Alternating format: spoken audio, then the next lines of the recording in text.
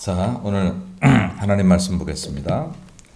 오늘 하나님 말씀 여호수아 3장입니다. 여호수아 3장.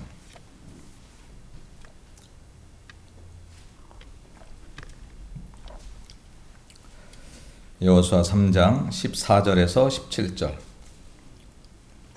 여호수아 3장 14절에서 17절. 오늘 끝나고 간식이 간식이 우리 양준 선생님 준비해 오셨나요? 네, 고맙습니다. 여호수아 3장 14절에서 17절까지 우리 같이 한번 읽겠습니다. 여호수아 3장 14절로 17절 다 같이 시작. 백성이 요단을 건너려고 자기들의 장막을 떠날 때에 제사장들은 언약궤를 메고 백성 앞에서 나아가니라. 요단이 곡식 거두는 시기에는 항상 언덕에 넘치더니 궤를 맨 자들이 요단에 이르며 궤를 맨 제사장들의 발이 물가에 잠기자 곧 위에서부터 흘러내리던 물이 그쳐서 사르단에 가까운 매우 멀리 있는 아담 성읍 변두리에 일어나 한 곳에 쌓이고 아라바의 바다 염해로 향하여 흘러가는 물은 온전히 끊어지매 백성이 여리고 앞으로 바로 건널새 여호와의 언약궤를 맨 제사장들은 요단 가운데 마른 땅에 굳게 섰고 그 모든 백성이 요단을 건너기를 마칠 때까지 모든 이스라엘은 그 마른 땅으로 건너갔더라. 아멘. 자, 오늘은 요단강입니다. 오늘은 요단강 얘기할 때는 갈릴리 호수, 사해 이런 것들을 같이 의미할 수 있습니다.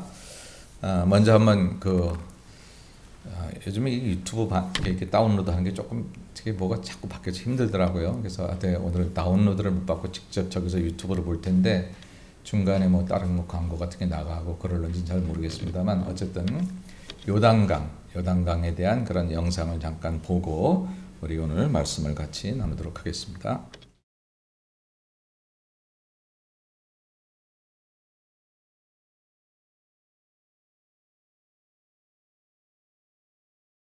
그 이강근 교수님 이렇게 탐험하는 것만 보다가 오늘은 또 조금 다른 그런 영상을 좀 봤습니다. 자, 요단강 거기 사진에 보면 이렇게 왼쪽 사진이 약간 흑백 같은 사진인데 요단강이 실제로 갈릴리 호수부터 사해까지는 한 100km 조금 넘는데요, 한 102km 이렇게 되는데 이게 꼬불꼬불해요, 뱀처럼. 그래가지고 실제 꼬불꼬불한 거리를 재면 한 3배 정도 길이가 되는 이제 그런 길이라고 합니다. 그래서 좁은 데도 있고 조금 넓은 데도 있고 그렇게 있고 오른쪽에 예수님 세례터에서 세례 받는 사람들 아까도 영상에 나왔습니다만 예수님이 여기서 세례 받으셨다 이렇게 세례 요한에게 그렇게 추정되는 그 자리에 세계 전국이 아니라 세계에서 사람들이 거길 보러 오고 일부러 거기 와서 세례를 받는 분들이 계십니다. 세례를 받는 분들이. 한번 저희가 이렇게 성지순례팀 한번 갔을 때 그 팀 중에서도 한 분이 거기서 세례를 받았어요. 그러면 이렇게 흰 옷, 흰 가운 같은 거를 거기서 팔아요. 뭐 얼마든가, 뭐 10불 얼마인가 하여튼 뭐 그렇게 팔아가지고 그거를 이제 입고 거기서 이제 우리가 흔히 말하는 침례죠, 침례. 완전히 다 들어가는 거, 이렇게 머리까지 다 잠기는 그런 침례를 받습니다. 제 기억에 어렸을 때 저 어렸을 때만 해도 성지순례 간다는 게 거의 쉽지 않고 어려웠을 때 어느 목사님들이 가끔씩 성지를 갔다 오면 그 요단강물을 떠왔다고 그래서 그 요단강물로 세례를 주고 뭐 그랬던 기억이 가끔씩 있습니다. 지금은 이제 그렇게는 안 하는데 하도 성지순례들도 많이 가고 그러니까. 근데 사실 요단강물이 그렇게 깨끗한 물은 아닙니다. 실제로 그 물을 팔기도 하고 성수를 팔기도 하고 관유를 팔기도 하고 그 이스라엘에 가는 곳마다 관광지에서 그런 것들을 다 팔기도 하죠. 그런데 어쨌든 그 요단강은 예수님 세례받은 이제 그런 장소인데 자, 여러분 이제 거기 그림을 보시면 그런 그림들 이런 사진이나 그림들은 여러분이 인터넷만 들어가서 요단강 치면 그러면 굉장히 많이 나옵니다. 근데 물이 좀 맑고 물이 많은 사진들은 북쪽이에요. 이스라엘 북쪽이고 그리고 이제 점점 남쪽으로 내려올수록 좁고 이렇게 물 색깔도 좀 탁하고 실제로 예수님 세레터라고 추정되는 그곳에는요 황토물 같아요. 황토물 밑에 흙이 다 진흙이라서 물 자체가 더럽거나 나쁜 물은 아닌데 우리 눈에 보이기는 그런 색으로 이제 보입니다. 요단의 2번 요단의 의미라고 하면 요단이란 말은 야라드라고 하는 말, 흐른다라고 하는 말과 단, 이 강의 그 수원이다, 그 샘의 근원 같은 이제 이 두 가지 말이 이렇게 의미가 합쳐져서 그렇게 요단이다. 그래서 흘러 넘친다. 단으로부터 흘러 넘친다. 그런 뜻을 가지고 있습니다. 그러니까 요단강 하면 그 단, 강의 수원인 그곳으로부터 야라드, 흘러 넘치는 그런 강을 말한다. 그래서 요단강의 의미가 흘러 넘친다는 뜻을 가지고 있습니다. 그 의미를 우리가 그대로 살린다면, 그죠? 하나님이 우리에게 주시는 그런 축복이 흘러 넘치고, 은혜가 흘러 넘치고, 또 그렇게 우리가 생각하면 좋을 것 같습니다. 여러분, 요단강은 이스라엘에게서 가장 중요한 젖줄이기도 하고, 이스라엘에서 가장 큰 강이기도 하고, 이스라엘은 강이 별로 없거든요. 대표적인 강이죠. 우리 한국 하면 대표적인 강이 한강. 독일 하면 독일. 예? 독일 무슨 강의 기적? 라인강. 라인강의 기적. 이집트 하면 나일강. 안 가보셨으니까 모르시죠? 네. 저도 안 가봤는데 알잖아. 그런데 이 이스라엘 하면 그런 이제 그 무슨 강이죠? 요단강. 근데 다른 한강이라고 해서 뭐 저 평양부터 저 밑에 제주도까지 가는 강이 아니잖아요. 부산까지 가는 강이 아니에요. 그죠? 한강이면 그 서울을 중심한 북한강, 남한강이 있습니다만. 독일 뭐 라인강도 그 베를린 중심으로 흘러나요? 뭐 그렇게. 근데 이스라엘의 이 요단강은 북쪽부터 남쪽까지 이스라엘 전 국토를 흐르는 강이에요. 그러니까 이스라엘에게서 요단강이라는 것은 정말 특별한 강입니다. 우리가 흔히 강을 얘기할 때 그 지역의 젖줄이다. 이렇게 어머니의 태에서 어머니의 젖에서 계속 생명이 이렇게 영양분이 나오고 먹을 것이 나오는 것처럼 이제 그 이스라엘의 젖줄이다. 이렇게 이야기를 하기도 하고요. 이 요단강을 중심으로 해서 요르단과 이스라엘이 갈라진 그러니까 지역의 경계이기도 합니다. 아까 여러분 영상 보셨죠? 이스라엘 군사들하고 요르단 군사들이 대치하고 있는 거. 그게 여기서 저 뒤쪽 우리 문 있는데도 안 되는 것 같아요. 정확하게 지금 모르겠는데 굉장히 짧아요. 굉장히 짧은 뭐 물론 소리 다 들리는 건 말할 것도 없고 그냥 굉장히 짧습니다. 여기 이렇게 요단이 지금 흘러가고 있는데 이쪽은 이스라엘, 저쪽은 이제 요르단 그렇게 있어요. 요르단 쪽에서 그쪽에 오는 사람들도 있고 이스라엘 쪽에서 오는 사람들도 있고 굉장히 가까운 그런 지역입니다. 그게 이제 이따 잠깐 얘기하겠습니다만 범람할 때 강물이 범람할 때 그렇게 절기를 지키고 이스라엘 백성들이 올 때 그때는 물이 굉장히 이렇게 범람을 하는데 그럼 그 이 폭이 엄청나게 길어진다는 거예요. 그러니까 이스라엘 백성들이 여리고를 향해서 이제 요단강을 건너갈 때는 강물이 범람할 때였어. 아까 우리가 본문에서 읽었습니다만 이따 다시 한번 보죠.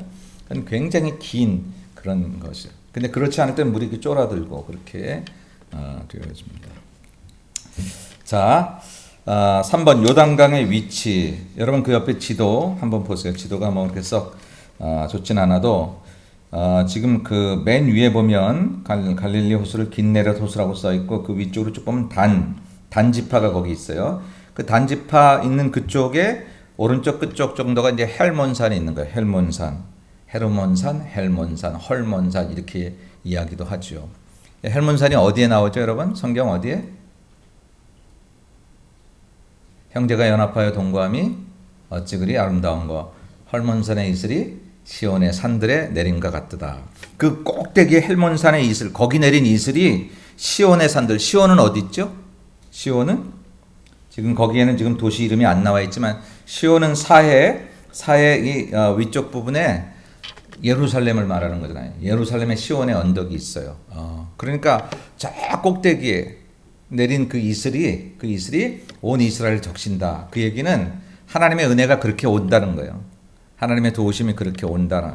저 백두산에 내린 이슬이 저 우리 부산까지 온다. 뭐 그렇게 설명해도 괜찮은 것이다라고 하는 것이죠. 그리고 실제로 헐몬산은 이게 정말 이렇게 계속해서 얼어 있는 산이고요. 설산이고, 그리고 그 물이 이제 얼었다가 녹으면 그 물이 흘러내리기도 하고 지하로 들어갔다가, 그래서 거기서 다시 샘처럼 이렇게 솟아나오는 그런 산입니다. 사시사철 거기서 물이 흘러나오는 거죠. 그러니까 그 헐몬산에 눈 녹은 물이 사시사철 흘러오는 거예요. 남쪽을 향해서 계속해서. 그래서 온 시온의 산들을 덮다, 온 이스라엘을 덮는다. 아까 영상에 거기 말씀하시는 분이 그랬잖아요. 이스라엘은 남쪽은 사막, 남쪽은 다 사막인데 도대체 물을 찾기 힘든데 그 북쪽에 가면 그렇게 물이 풍성하게, 정말 이렇게 큰 그런 물이 많은 곳에 비하면 별거 아니지만, 폭포도 뭐 그렇게 미국에서 나이아가라 폭포 보고 뭐 이런 거에 비하면 뭐 정말 말도 안 되지만, 그 작은 것 같은 폭포가요 1년 내내 흘러가지고 갈릴리 호수를 채우기에 충분하다는 거예요. 갈릴리 호수를 채우기에 충분하다. 여러분, 한국의 강들의 근원지가 어딘지 아시죠? 한국의 강들, 모든 강들의 근원지는 어느 산에 있는 샘이에요. 샘, 요만한 샘물이, 거기서 흘러나오는 물이 한강도 되고 영산강도 되고 섬진강도 되고 그렇습니다. 근데 어디 큰 강을 요 물이 이렇게 할까? 근데 가능한 것은 뭐예요? 물이 마르질 않는 거라. 샘물의 특징은 뭐예요? 마르지 않는 거잖아요. 계속 흘러내요. 우리가 똑같은 물을 보고 있지만 날마다 샘물이야. 시간마다 샘물이고. 그러니까 그게 흘러가면 그러면 강이 되고 바다가 되는 참 엄청난 일을 이루는 거죠. 아무리 작은 거라도 계속해서 꾸준히 하면 큰 일을 이루는 것을 우리가 볼 수 있는 것처럼 이제 그렇습니다. 그래서 저 단 위쪽에 있는 헐몬산, 그리고 그 단이라고 쓴 그 옆쪽에 실제로 단이라는 도시가 있고요. 그 다음에 아까 여러분 폭포인 쪽이 어디라고 그러냐면 바니아스라고 했어요.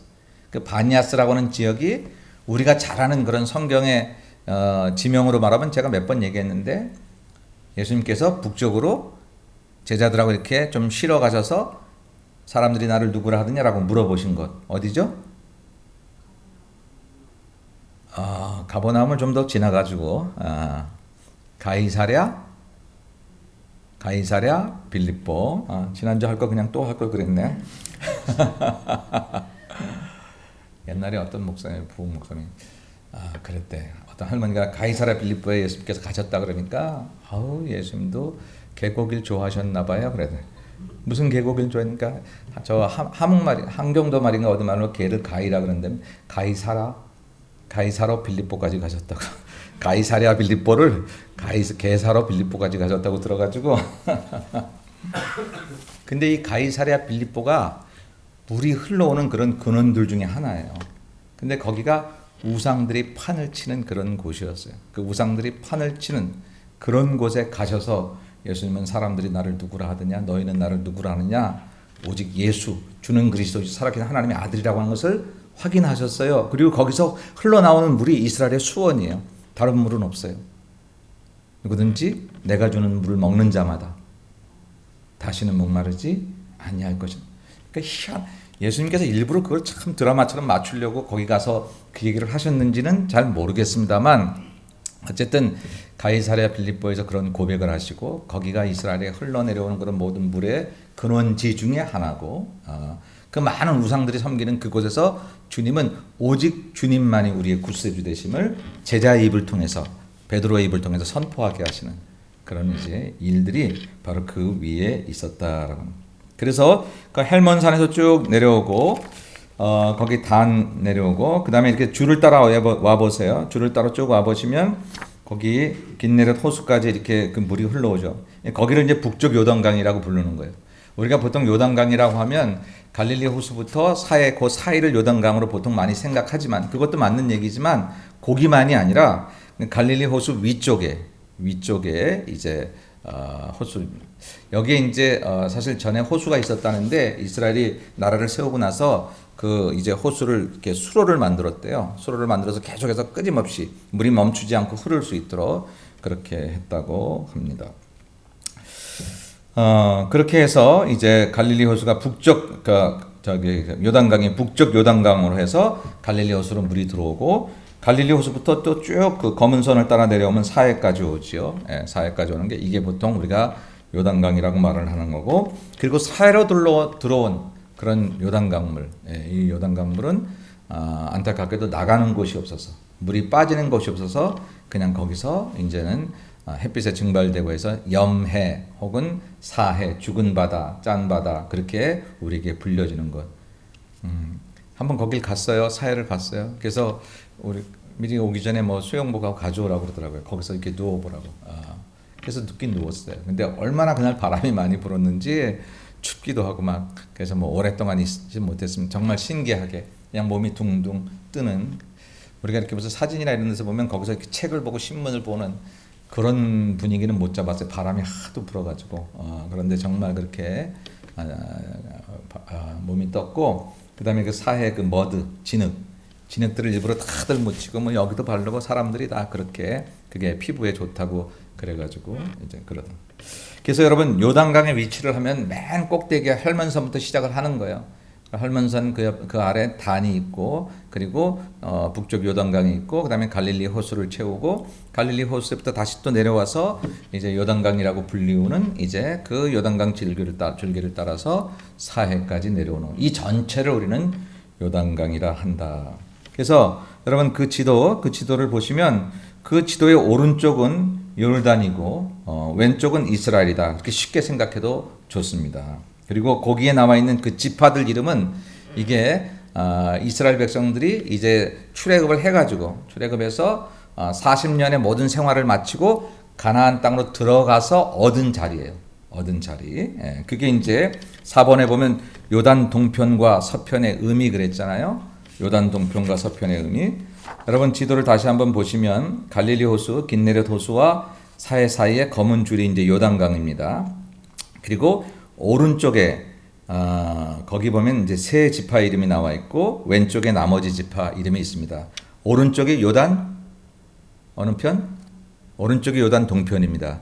이쪽이 지중해가 서쪽이니까 이 오른쪽이 아시아가 있는 쪽, 우리나라가 있는 쪽입니다. 동편이에요. 그리고 요단강을 중심해서 왼쪽이 요단 서편이다 이렇게 얘기를 합니다.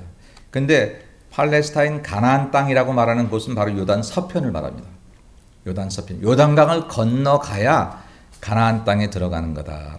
요단강을 건너가야 가나안 땅에 들어가는 거다라고 하는 것이에요. 근데 오른쪽에 보면 거기 몇 지파 이름이 나와 있죠? 예, 루벤과 갓 지파와 또 므낫세 지파가 있습니다. 근데 므낫세 지파는 오른쪽에도 있고 요단강 왼쪽에도 있죠. 요단강 동편에도 있고 요단강 서편에도 있습니다. 므낫세 지파가 굉장히 아주 지역을 넓게 차지하고 있어요. 그래서 오른쪽에 있는 지파를 뭐라고 부르냐면 므낫세 반지파, 해프 2분의 1, 므낫세 반지파 이렇게 말합니다. 그래서 요단 동편에는 이스라엘 백성들이 몇 지파가 거했느냐라고 물으면 몇 지파? 두 지파 반. 므낫세 반지파니까. 예. 세 지파는 세 지파라고 말해도 틀린 건 아니에요. 근데 이쪽에도 또 므낫세가 있으니까 그럼 계산이 안 맞잖아요. 그죠? 그러니까 2와 2분의 1 뭐 이렇게 계산해서 이쪽에 나머지 9와 2분의 1 하면 12지파가 될 수 있겠지요. 그런데 원래는 요단강 서편으로 들어가야 이게 가나안 땅이라고 했습니다. 거기가 들어가는 거예요. 근데 이 루벤, 갓, 므낫세 반지파가 왜 여기 머물렀냐면 이 요단강을 중심으로 해서 요단 동편이 비옥했어요. 그래서 곡식이나 이런 것들이 잘 됐어요. 그래서 이 므낫세 반지파 또 갓 지파, 루벤 지파가 여호수아에게 요청을 합니다. 우리에게 이 땅을 달라고. 원래는 다 들어가야 되거든요. 근데 이 땅을 달라고 그래요. 그때 여호수아가 이들에게 어떤 약속을 하냐면 오케이 그래 그 땅을 줄게. 그 대신 나머지 지파가 이 요단강을 건너서 요단 서편으로 들어갈 때 너희 지파들이 먼저 동쪽에 안착했으니까 너희 지파들 중에서 장정들이 용사들이 앞장서서 요단 서편을 들어갈 때 앞장서서 친위대가 돼서 가나안 족속들을 제거하는 데 도움을 달라고 합니다. 그러니까 이 나머지 지파들이 동의를 합니다. 루벤 그리고 갓 지파, 므낫세 반지파가 그것을 동의하고 그리고 이제 거기서 먼저 정착하고 거기에 정말 젊은이들을 중심한 그런 용사 같은 사람들이 이제 가나안 땅을 들어가는 요단 서편 드디어 가나안 땅을 정복하러 들어가는 모든 지파들의 앞장서서 한 7년 정도 전쟁을 합니다. 그리고 나중에 그것이 다 끝나고 나머지 지파가 이제 정착을 하게 될 때 다시 약속대로 다시 돌아옵니다. 그 장정들이.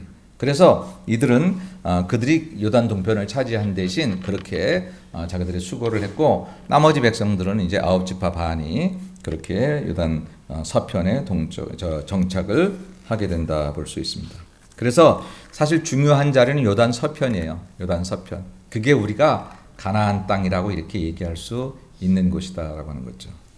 여러분 찬송가 한번 보실래요? 찬송가 246장을 한번 보면 찬송가 246장 나 가나안 땅 귀한 성에 들어가려고 가나안 땅을 들어가는 노래예요. 이게 나 가나안 땅 귀한 성에 들어가려고 내 무거운 짐 벗어버렸다. 근데 2절에 보니까 그 불과 구름 기둥으로 인도하시니 광야 40년 동안 가나안 땅에 들어가기 위해서 인도하시는 주님을 말하는 거죠. 하나님 말하는 거죠. 나 가는 길이 형통하겠네. 그 요단강을 내가 지금 건넌 후에는 저 생명 시냇가에 살겠네. 그 요단강 이게 실제적으로 그 여기에 있는 요단 서편으로 들어가는 그 강을 말하는 거고요. 그 요단 서편을 사실은 여전히 가나안 족속이 있는 곳이지만 영적으로 볼 때는 저 생명 시냇가에 살겠네라고 우리가 찬송을 부를 때 이 가나안 그 땅을 말하는 이 가나안은 결국 어디를 상징하는 겁니까? 천국을 상징하는 것이죠. 그래서 우리가 찬송 부를 때 이 요단강에 나오는 그런 노래들이 굉장히 많습니다. 굉장히 많아요. 그거는 바로 세상과 천국의 경계를 의미하는 의미로 좀 이따 다시 한번 보도록 하는데 여기서 지금 그 불과 구름 기둥으로 인도하시는데 그 요단강을 내가 지금 건넌 후에는 그래서 사실 요단 동편에 있던 사람들이 아니라 요단 동편을 건너서 지나서 요단강을 건너서 요단 서편에 정착하는 것 그게 바로 사실은 이제 이스라엘 백성의 출애굽 경로다. 다시 한번 옆에 있는 지도를 보면 그 지도는 충분하지 않습니다. 그러나 지금 시몬 지파 맨 밑으로 이렇게 내려가면 지금 보이지 않게 뭐가 지도가 더 있다고 생각하면 그 지파 밑으로 쭉 내려가면 어디가 나오겠습니까? 예, 애굽이 나오죠, 그죠? 이스라엘 밑으로 애굽입니다. 그 애굽에서 이제 출애굽했다고 치면 출애굽한 백성들이 이제 경로가 이제 시내산으로 그냥 이 지도에서 시몬에서 이렇게 밑으로 그냥 쭉 직선으로 내려왔다 이렇게 조금 사선으로 내려왔다 치면 그게 시내산이고요. 그랬다가 가네스 바네로 올라갔다가 다시 내려오면서 요단 동편으로 가는 거예요. 요단 이 사해 오른쪽으로 쭉 올라가요. 그 지금 현재 루벤 지파 있는 쪽으로 올라갑니다. 올라가서 그 루벤 지파하고 베냐민 지파 있는 경계 고기 요단강을 건너가요. 그거 건너가면 여리고성이 있는 거예요. 건너가면. 그래서 애굽에서 나온 이스라엘 백성들이 광야에서 그 밑에 광야에서 막 40년 동안 헤매다가 이 사해 밑에 오른쪽으로 돌아서 옛날에 거기 모압 족속, 암몬 족속들이 다 있었습니다. 그 족속들이 있는 지역을 건너서 그래서 거기 루벤 지파의 이제 그 맨 마지막 경계 정도 되는데 거기에 요단강을 건너가는데 그 건너가면 그게 바로 이제 여리고성을 만나게 되는 이제 그래서 그 요단 서편으로 들어가는 바로 그것이 가나안으로의 행진이다라고 하는 것이죠. 그리고 요단강은 예수님 세례터라고 하는 거 아까 처음에 이야기를 했습니다. 자, 6번 보시면 요단강을 생각할 때 홍해와 요단강을 우리가 좀 비교해 보면 홍해도 요단강도 다 하나님의 은혜로 건넜습니다. 그죠? 홍해는 출애굽하자마자 이제 건넌 것이고 요단강은 출애굽한 지 40년 만에 건너는 거죠. 그러니까 홍해는 어떻게 보면 애굽을 떠났다. 출애굽하는 의미가 강합니다. 그죠? 요단강은 가나안 땅으로 들어갔다라고 하는 의미가 더 강해요. 여러분 우리의 신앙생활에 떠나야 할 것이 있어요. 홍해를 생각할 때마다 떠나야 할 것을 생각해야 돼. 엑소더스. 거기서 나와야 될 것. 그것으로부터 이제 벗어나야 될 것. 이제 헛된 생각에서 좀 벗어나야 돼. 이제 잘못된 습관으로부터 좀 벗어나야 돼. 이제 좀 그냥 나만 아는 이기심에서 좀 벗어나야 돼. 좌절과 낙심의 어떤 그런 생각에서도 좀 벗어나야 돼. 출애굽할 것이 필요하다. 여러분 저와 여러분 믿음 생활하면서 홍해를 늘 기억하세요. 홍해를 기억할 때마다 내가 무엇을 벗어나야 되지? 라는 것을 생각. 그러니까 홍해를 건너오면서 우리는 벗어나는 거예요. 벗어나야 돼. 예. 근데 요단강은 들어가는 거예요. 들어간다라고 하는 의미는 하나님의 백성으로 내가 나아진다는 거죠. 아멘. 내가 이렇게 사는 게 아니라 하나님의 백성으로 살면 이제 내 언행 심사는 어떻게 돼야 되지? 이제 좀 내 말도 버릴 건 버리고 이제 새롭게 천국 백성의 언어로 바꿔가야 되는 거죠. 아멘. 천국 백성의 삶으로 달라져야 되는 거죠. 그런 것들을 우리가 홍해와 요단강을 생각하면서 생각해야 됐다. 여러분, 홍해와 요단강의 차이를 얘기할 때 가장 큰 거는 뭐죠? 건너는 방법이 달랐죠. 어떻게 달랐죠? 홍해는 물이 어떻게 됐어요? 물이 다 갈라진 다음에 마른 땅 건너갔어요. 그죠? 우리 옛날에 십계라는 영화 여러분 보셨습니까? 그 십계가 1930년대 만들었던 그 정도인데도, 그래서 지금 보면 지금의 이렇게 어떤 그 영상에 비하면 조금 옛날 그 모습이 나오긴 하지만 참 잘 만들었어요. 근데 물이, 모세가 이렇게 손을 두면 물이 막 옆으로 이렇게 해서 쫙 올라가는 거예요. 여기 유니버셜 스튜디오 가면 아주 조그맣게 하나, 트램 열차 타고 가면 그 홍해의 기적, 그래서 거기를 건너가는 거 있죠. 지금도 있나요? 있겠죠. 예. 그런 홍해는 그렇게 물이 다 빠진 데를 건너갔습니다. 누군가가 그게 기적이 아니라 그때 달에 어떤 그 만조 시간이 돼서 물이 갈라진 거다. 하나님의 기적을 그렇게 인정하지 않는 사람이 그렇게 얘기를 했대죠. 그렇게 얘기하니까 이제 그 기적을 얘기하는, 그래 맞아. 그렇게도 되는데 어쩜 또 다른 또 이스라엘 백성, 저 애국 군대가 또 들어올 때는 또 달이 또 역할을 해서 또 그걸 다 빠뜨렸는지 모른다고 이제 농담처럼 그렇게 했다고 하는데, 하나님이 그렇게 하신 놀라운 일을, 우리 인생에 다 해결이 돼야 우리가 가야 될 것들이 있더라고요. 해결되지 않으면 진짜 뭐 다 보이지 않으면 못 가는 그런 것들도 있어요. 그게 이제 홍해입니다.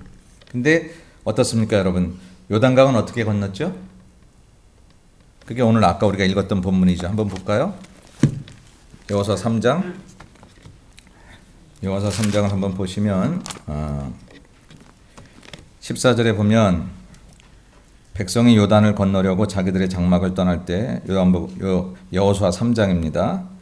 떠날 때 제사장들은 언약궤를 메고 백성 앞에서 나아가니라. 먼저 제사장들이 언약궤를 메고 그물에 들어갑니다. 요단이 곡식 거두는 시기에는 항상 언덕에 넘치더라. 여러분, 이스라엘 백성들이 이 곡식 거두는 이 시기가 언제냐면 6월절을 전후한 기간이에요. 양력으로 말하면 3, 4월. 우리가 양력 3, 4월 때 꼭 고난주간이 있잖아요. 그 고난주간이 바로 무교절 6월절이란 말입니다. 그때예요. 그때 이 지난 겨울에 심어놨던 그런 곡식을 거두는 시기에는 항상 비가 많이 오는, 그래서 물이 넘치는 거예요. 그래서 아까 보셨습니다만 그 이스라엘 백성들 요르단 군대하고 이렇게 별로 되지 않아서 이렇게 건너갈 수 있는 그 작은 그 폭이 굉장히 넓어지는 거죠. 물이 넘치니까 굉장히 넓어요. 지금 그 얘기입니다. 15절, 요단이 곡식 거두는 시기에는 항상 언덕에 넘치더라. 그 긴 다리를 궤를 맨 자들이 요단에 이르며 궤를 맨 제사장들의 발이 물가에 잠기자. 지금 하면 이제 여러분들이 나중에 성지순례를 가시면 그냥 물이 그렇게 깊지 않고 뭐 폭도 잡고 그래요. 근데 바로 그 자리가 이렇게 곡식 거두는 시기에는 물이 굉장히 폭이 넓어져. 지금 옛날보다 요단강은 위에서부터 물 수위를 조절해서 그래서 폭은 많이 좁아졌다고 그렇게 이야기를 합니다. 그런데 어쨌든 그 폭이 굉장히 넓어진 곳, 그리고 물도 깊어진 곳에 제사장들이 먼저 언약궤를 메고 그 발이 물가에 잠기자. 16절, 곧 위에서부터 흘러내리던 물이 그쳐서 사르단에 가까운 매우 멀리 있는 아담성 변들에 일어나 한 곳에 쌓이고 아라바의 바다 연매로 향하여 흘러가는 물은 온전히 끊어지매. 물이 위에서부터 끊어지고 아래로 내려가는 물도 다 끊어졌다라고 하는 것이죠. 그래서 백성이 여리고 앞으로 바로 건널세. 17절, 여호와의 언약궤를 맨 제사장들은 요단 가운데 마른 땅에 굳게 섰어요. 이제 그들이 감으로 인해서 마른 땅에 굳게 섰고 그 자리로 이제 그 모든 백성이 요단을 건너기를 마칠 때까지 모든 이스라엘은 그 마른 땅으로 건너갔더라. 그러니까 물이 있을 때 들어갔다라고 하는 것이죠. 물이 있을 때. 보고 들어가는 것도 쉽진 않았을 거예요. 홍해를 다 물이 이렇게 옆으로 빠진 다음에 그러다가 저기 물이 갑자기 쏟아지면 어떡하지? 그런 생각도 할 수 있잖아요. 근데 그것도 쉽지는 않았겠지만 물이 있는데 백성들이 언약궤를 맨 제사장들이 먼저 이렇게 그 물에 발을 담그니까 물이 살살살살 빠지기를 시작했다. 이 구절을 다시 한번 읽으면서 여러분도 뭐 다 아시는 구절이긴 하지만 다시 어깨가 무거워졌어요. 힘들다 해도 주의 종들은 물이 있을 때 그 물에 발을 담그고 거기를 마른 땅처럼 버티고 서 있어요. 그러면 그 땅에 물이 빠지기 시작하면 그때 성도들이 걸어갈 수 있다. 물론 꼭 목사님들만 하라는 것은 아닙니다. 다 영적인 주의 종들의 마음을 가지고 여러분 우리 예수 마을에 만약에 여기에 우리가 건너야 될 그런 강이 있다면 누가 여러분 언약궤를 메시고 그 흘러가는 그런 강물 위에 발을 담그시겠습니까? 당연히 담임 목사 그렇게 해야 되지요. 우리 목사님들, 전사님들 그렇게 하실 겁니다.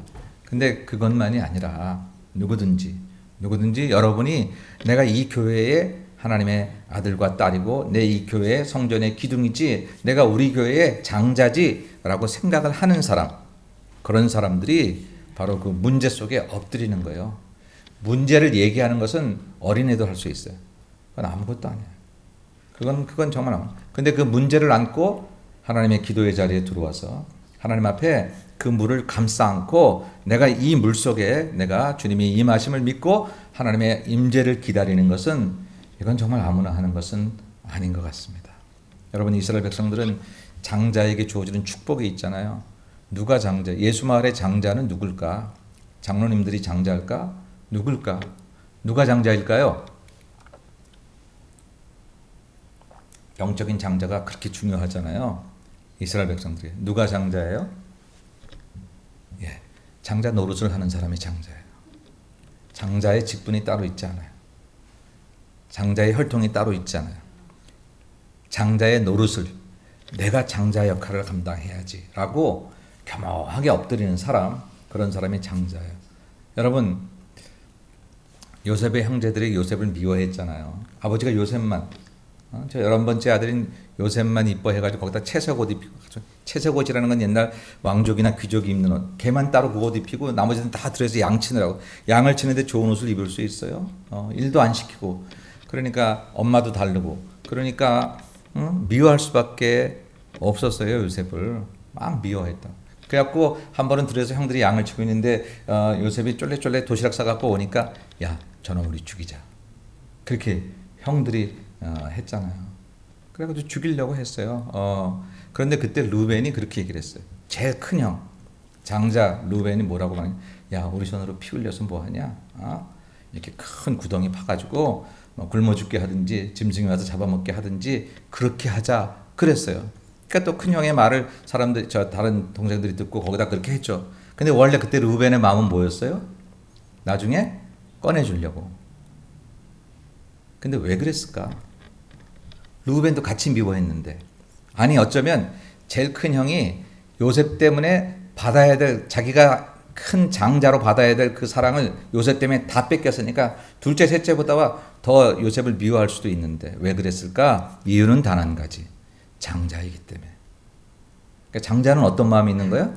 장자는 아버지를 생각하는 거야. 나는 기분 나빠 죽겠어 제가. 그러나 쟤를 잃어버렸을 때 내 아버지는 얼마나 슬퍼할까. 그게 장자예요. 그게 장자예요. 이거 내가 하기 싫어.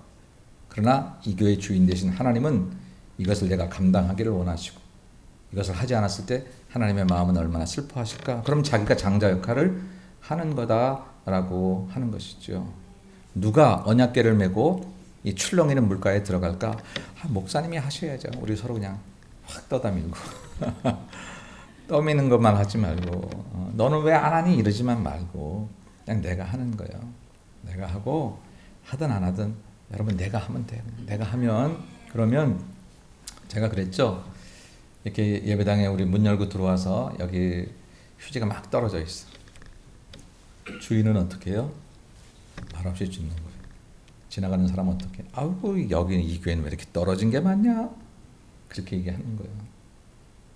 불나면 주인이 들어가는 거지. 지나가는 사람은 야 불이 저렇게 나는구나 구경하죠. 구경하는 거예요. 누가 언약궤를 메고 이 물가에 들어갈 것인가? 담임 목사 들어갈 겁니다. 최선을 다할 겁니다. 우리 목사님들 전사님들도 그러실 것입니다. 근데 이게 목사 전도사들만 할 수 있는 그런 일이 아니라 지금은 아까 얘기했듯이 누가 우리 예수마을교회 장자냐? 장자 역할을 하겠다고 겸허하게 그 언약궤를 메고 뛰어든 기도의 자리에 끊임없이 앉아있는 사람, 봉사의 자리에, 섬김의 자리에 누가 알아주든 알아주지 않든 그 자리에서 끊임없이 그 요단물 속에 자기 발을 담그고 이 물이 빠지기를 기다리는 바로 그 사람.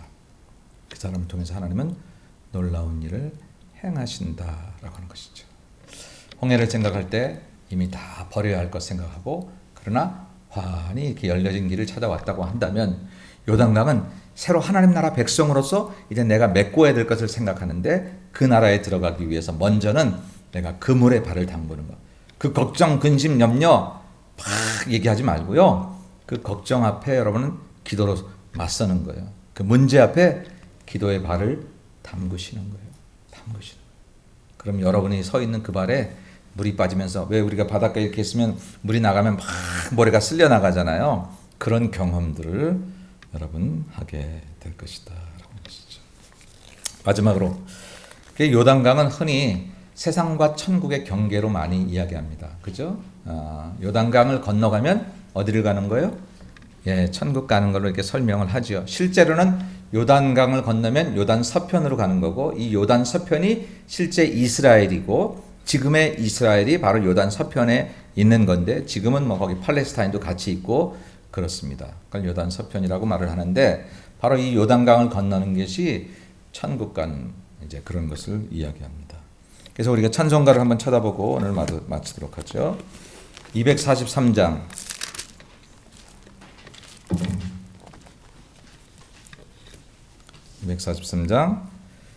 243장을 보면, 저 요단강 건너편에 화려하게 배는 집. 바로 이렇게 요단강을 사용할 때, 요단강 건너편, 그 요단강 건너편이 어디예요?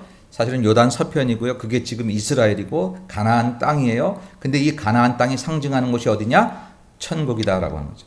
그래서 찬송가에서 요단강 나올 때는 요단강 건너편 하면 바로 가나안 땅, 그 불과 구름 기둥 하면서 그 요단강을 건넌 후에는 내가 저 생명 시냇가에 살겠네, 천국에 살겠네라고 하는 것이죠.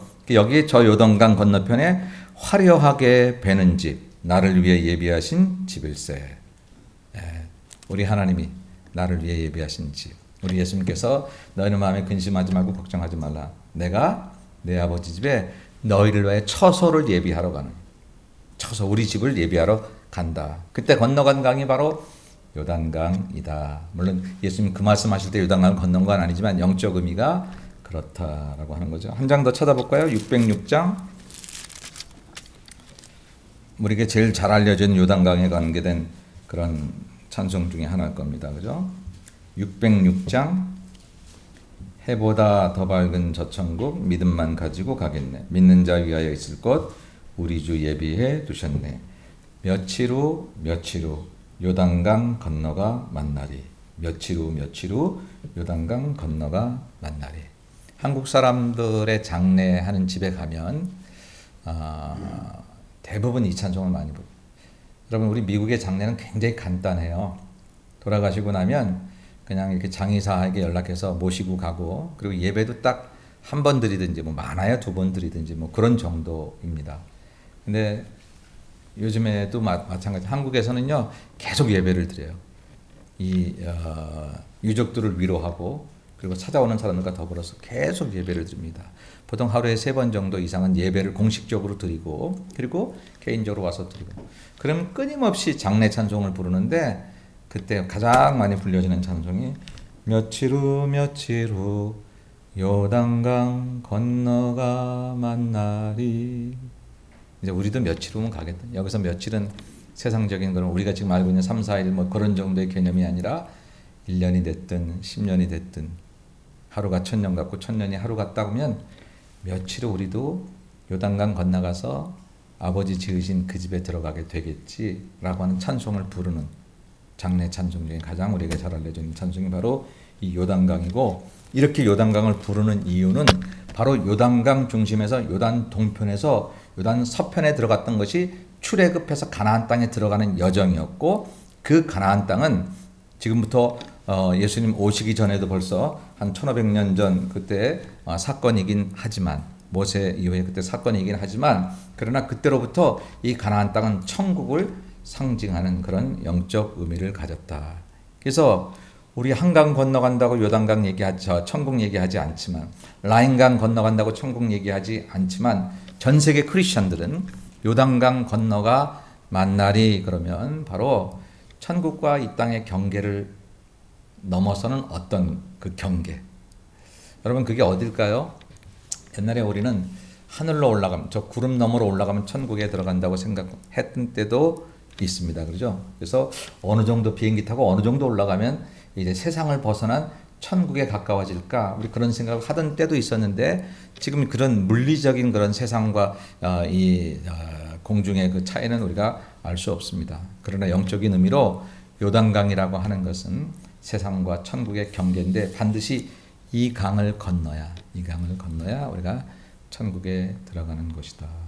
그래서 혹시 다음에 여러분들이 성지순례를 가보시면 반드시 요단강을 가게 되고 대부분은 한국 사람들이 가는 성지순례의 대부분은 요단강 세례터 예수님이 세례 받으신 그곳을 갑니다. 그래서 여기서 예수님이 세례 받으셨대. 그래서 같이 세례 받는 사람도 있고 또 전 세계 사람들이 와서 거기서 막 예배도 드리고 그래요. 근데 저는 그때 가서 이 강을 건너가면 사실 그 실제적인 강 건너는 별것도 정말 가까운 거리인데 어찌 보면 인생이 뭐 70, 80 뭐 인생을 태탄하게 살고 뭐 영원히 살 것 같고 옛날 왕들은 그냥 뭐 피라미드 만들어 놓고 안 죽을 것처럼 그러지만 이 짧은 강을 건너가면 저기에 다른 땅, 가나안 땅이 있는 것처럼 우리의 인생도 영적인 요단강을 건너가면 누구는 지옥으로, 누구는 천국으로, 누구는 영멸로, 누구는 영생으로 갈라지는 삶이다라고 하는 것. 인생이 강 하나 건너는 것과 같다. 여러분 우리 찬송에는 하룻길 되는 천국길 그런 가사도 있어요. 인생이 정말 귀하고 대단한 것이긴 하지만 어찌 보면 아무것도 아닌 것일 수 있습니다. 최선을 다하되 너무 목매달지 않아도 그거 안 됐다고 너무 뭐 낙심하고 좌절하고 그럴 것도 없어요. 세상 부귀영화 뭐 그거 못 누렸다고 너무 그럴 것 요단강 하나 건너가면 다 똑같아요. 요단강을 생각할 때마다 새로운 세상을 준비하신 하나님을 생각하시고 홍해를 건너올 때 다 벗어버릴 것 출애굽 이제 내가 다 좀 해방돼야 될 것 좀 버려야 될 것 요단강 건너올 때마다 하나님의 나라 하나님의 백성답게 살아서 이제 이 강을 건너면 이제 내 삶의 모습이 하나님의 원하시는 삶으로 달라져야 한다고 하는 것 오늘 그것을 생각하셔서 오늘 기도할 때 여러분 홍해와 더불어 요단강을 생각하시면서 천국 백성답게 하나님 우리 언행심사도 좀 내 생각도 좀 내 태도도 좀 내 눈빛도 좀 달라지도록 그렇게 하나님 도와주세요. 이렇게 기도하셔서 우리 모두 언젠가 진짜 건너야 할 요단강 오기 전에 이 땅의 작은 요단강들을 수없이 건너면서 하나님 백성으로 더 아름답게 만들어지는 우리 모두가 되시기를 주님의 이름으로 간절히 축원합니다. 기도하겠습니다. 고마우신 아버지 하나님 감사합니다. 이스라엘 백성들 출애굽 40년을 통해서 결국 요단강을 건너 가나안 땅에 이르게 하셨던 내 하나님 우리 인생 70이든 80이든 하나님 이제 우리 인생의 광야를 길을 통해서 우리들도 요단강 건너가 아버지 계신 곳 천국집으로 들어가게 되는 것이 우리 인생일진데 오 주여 우리에게 주신 날수 동안 우리에게 주신 모든 형편 동안 그 모든 것들을 감사하면서 하나님께 영광 돌리게 도와주옵시고 홍해를 건널 때 이제 버려야 할 것 싹 버리게 도와주시고 요단강을 건널 때 하나님 나라 거룩한 백성의 모습으로 오늘 이 시간도 새롭게 탈바꿈하는 저희 모두가 되도록 은총을 베풀어 주옵소서. 예수님의 이름으로 기도 올리옵나이다. 아멘.